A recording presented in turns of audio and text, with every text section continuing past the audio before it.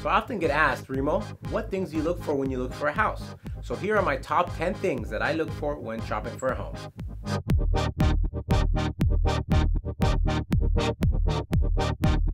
Look for how dense the area is and how many cars are in the street when you pull up to the house. One of the biggest issues that homeowners have when buying a home is water intrusion from the roof. So looking at the roof pitch is really important. Whether it's a flat roof or a roof with an aggressive slope will determine how fast water drains off there and less problems you might have. So when walking up to the house, I always look at the hose bib, because in California, you're probably gonna get galvanized piping or copper piping. So if you see copper in the front, that's a good sign that maybe the rest of the house might be copper. If it's galvanized, you might need to be updating your pipes in the near future. When walking through the house, always look at the ceilings, because you can kind of get an idea if there's any water coming in to the property from the roof, which can potentially be a problem.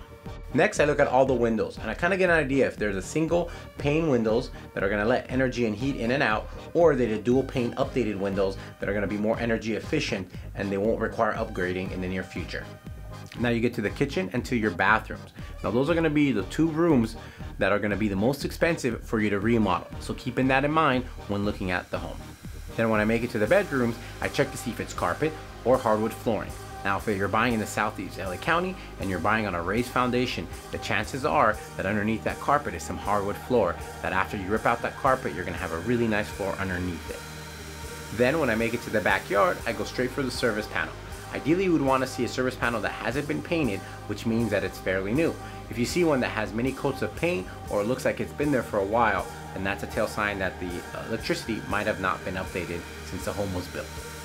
And now that I'm in the backyard, and if I see a brick fence, I'll go up to it and make sure to kind of give it a little shove to see if there's any movement in it, because a brick fence that maybe doesn't have rebar can cause a safety issue, especially if you have little ones or big dogs.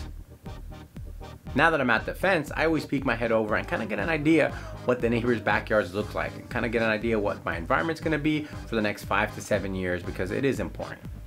Thanks for watching. You can find more about us on our different social media sites, or if you have any questions, feel free to send them out via email, text message, Facebook, and we'll get right back to you. Thanks for watching.